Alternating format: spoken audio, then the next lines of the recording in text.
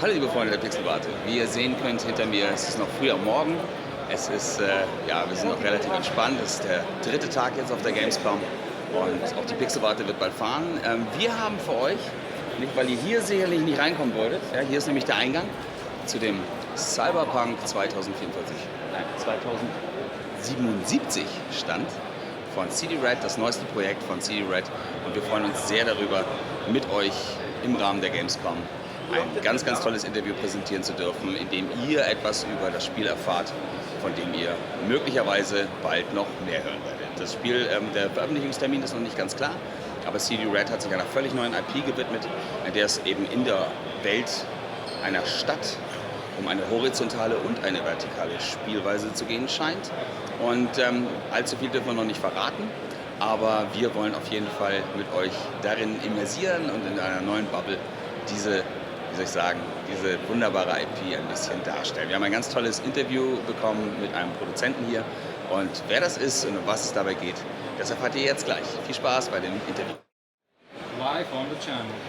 Ja, liebe Freunde der Pixelwarte, ich freue mich ganz arg, jetzt Richard Borzymowski begrüßen zu dürfen bei uns. Wir haben die große Ehre, exklusiv ein Interview mit dem Producer von Cyberpunk, von CD Red, Cyberpunk 2077 zu führen, und freuen uns da ganz arg mächtig. Und ja, da kommt auch schon die erste Frage. Wir werden das Interview in Englisch führen, da es sich natürlich auch an eine größere Zielgruppe richtet und wir natürlich auch gerne dem Englischen ein bisschen unseren Wegzoll geben. Ja? First of all, thank you so much for Thank you that you have us here. for this awesome setup actually here. It's actually a very new experience for me as well. I always seen those 360 views, but to be part of it. Yeah, come closer, come closer. Don't be be too shy. far. Yeah, don't be shy. That's lovely. Yeah, man, I love that. I love that. It's people immersed, you know. They're sitting with us now, you know, some thousands. Shouldn't be too immersed in the face. Cool, cool. You're looking great. Yeah. Working together with the creator of Cyberpunk, Mike Pondsmith, can be very inspiring in terms of the visual and auditive experience. How do you ensure that both Pondsmith and the artist are satisfied with what transpires to the screen? So this basically translates in how we work with Mike.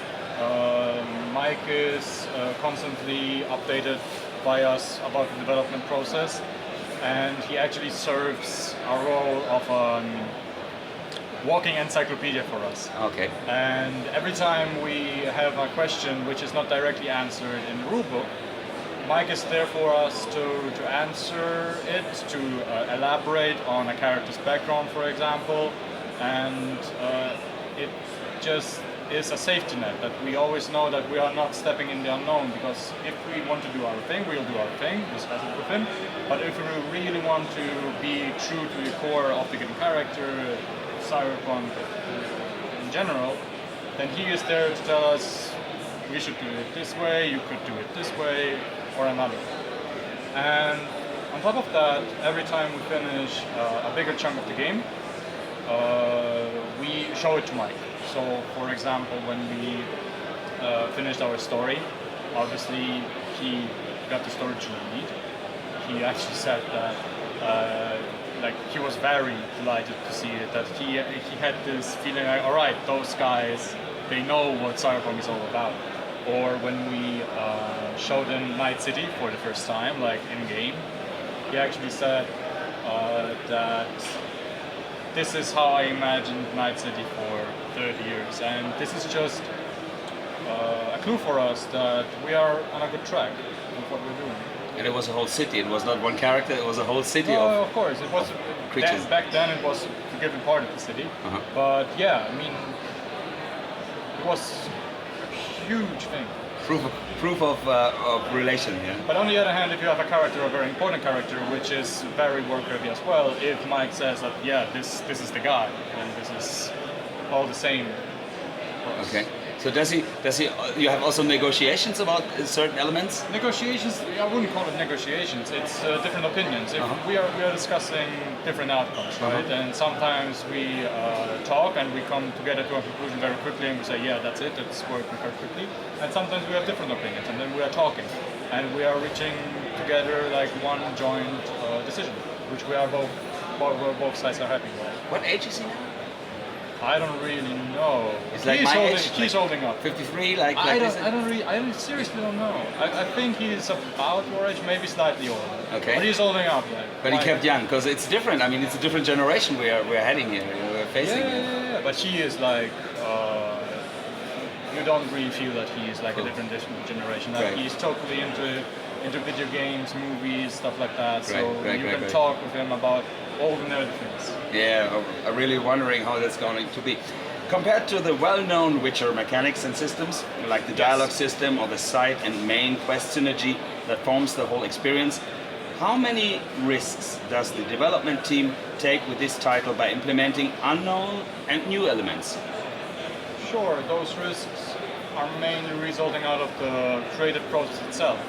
If you are evolving something, for example, the dialogue system we had on The Witcher, which was praised, we were happy about it, it worked well with our narrative in the game, but now we took it, but it's not like we did something new about it, right? It's not like we threw it away and said that we are going to do something completely new. No, we built on top of that. We added the interactive element. You can swipe the camera. By swiping the camera, you can focus on different persons, different elements on the person's body, like tattoos. You could mention, we have a really dangerous tattoo over there. And the guy would be like, this guy knows that this is a dangerous tattoo, like from the Yakuza from prison or something like that. And then he will interact differently with you. You can drop a gun from somebody. And still you have all those dialogue options, which we had in The Witcher. Different dialogue options will appear dependent on how you choose before in the game, or when it comes to Cyberpunk, also it depends on how big your street cred is. Like if your street cred is high, if your reputation is high enough on the street, then people will interact differently with you. It's like being in any other job. If you're like one of the the guys, the other guys are looking up to you, and they will approach you in a different fashion. Okay. It's really awesome. Like, have you seen the demo? I saw. No, I didn't see the demo until now. I just saw. Our partner Pia, she's going to see that, and she has a slot for today. So I didn't see the demo for now, but I wish I could, But it's quite hard, There is a scene where exactly you could see the whole spectrum of what the new dialogue system offers. Really cool. No, I love that, because it's all about immersion, Yes, and if you have an option that you can actually interact with a character, and it doesn't feel like a random NPG, it's like wonderful. Moving from third to first person brings a fundamental change in how the player experiences everything. What led you to the decision to use first person in this game, and what consequences does that mean for you? For example, do cutscenes make any sense in terms of the flow of the game? Actually, you answered the question a second ago by yourself. Okay. It's all about immersion, and that's why we choose the FPV camera, because we came to the conclusion that a narrative-based game such as Cyberpunk, where you also have the combat mechanics, which are focused on shooting as well, work way better in the FPV angle, and the FPV angle enables you to show much more detail, which is required to the dialogue system we just talked about. In a TVP, you wouldn't see as much details. You wouldn't see the facial expressions of the characters.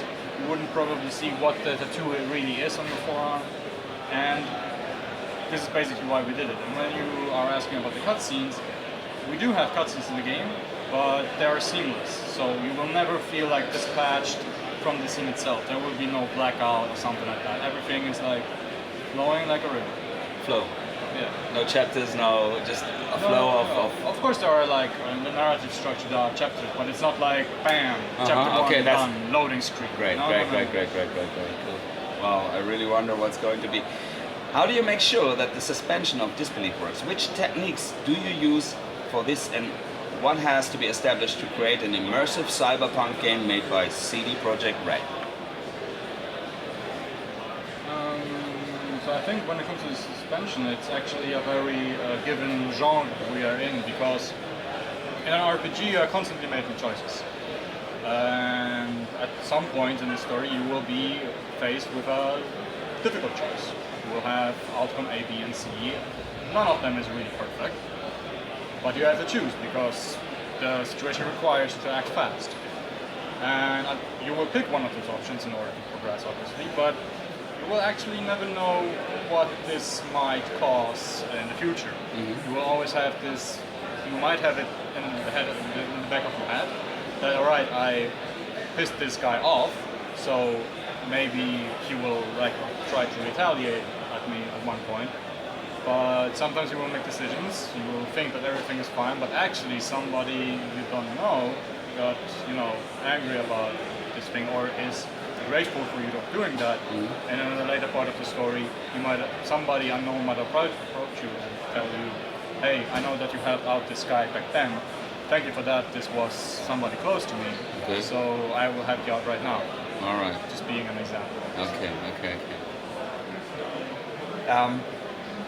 The clash of linear-driven narratives and gameplay is a difficult issue, because on the one hand, people want to dive deep into a world led by a linear story, but on the other hand, the story should not dictate what a player should do when, what you should do then. Yeah. How do you solve this dilemma? Well, the first thing I should mention is that our story is not exactly linear, because the structure of our narrative, of our quests, they're constantly branching, right? You have many different paths, many outcomes, again, decisions you have to make. So that's one thing. The other part is that we very strongly tie the main story with the side quests, the side missions, in the world. So by progressing through the story, you will be changing what is surrounding you, and that's why when you are, even if you will be just strolling around the city, you might notice that there are some things going on in which you will think that they probably only happened because I did those things in the past. So this is very important for us that we are watching out for not to put a linear story into a world around it. We are like tying a very branched out narrative into the world, like your t-shirt. Yeah, it's interesting for me to also realize, because you're building a new world with a total new setup. So how the cultures will vary. I mean, there will be different cultures also included. Well, yeah, of course. I mean, Night City. We want to make Night City as real as possible. It's a global metropolis. Even nowadays, global cities as New York, Tokyo, London, Berlin. Everybody is living there. Like, everybody can go there, everybody can live there, work there, create a family, and this is what Night City is all about. It's a huge city with different environments, with different people, with different cultures. Obviously. Is there any related to now, like we said New York or something, but did you also go, I mean, not only... Well, of course we are deriving inspiration from cities all over the world, but Night City is like its thing on its own. But we'll clearly see Asian influences, European influences, absolutely. But it's Night City is Night City. So it became for you like more, it's like a place to be? Well, Night City is more than it seems on paper. Like, this is what Mike Ponson was always talking about. Like, it's like this ominous being surrounding everything, and it might be just in the background, but maybe actually everything that is happening in the city is the city itself. You know what I mean? It's one big, huge living organism, and maybe you're just a tiny bit in. Right. I think it will be the first game my wife is going to play. She's an architect. All right. And she's into totally environmental, Absolutely. And I love environmentals, as you can see, and I'm really, really happy, and thank you so much for this interview. Not a problem. We want to see it. We want to see it. Thank you so much. Bye-bye. Bye-bye. That's awesome.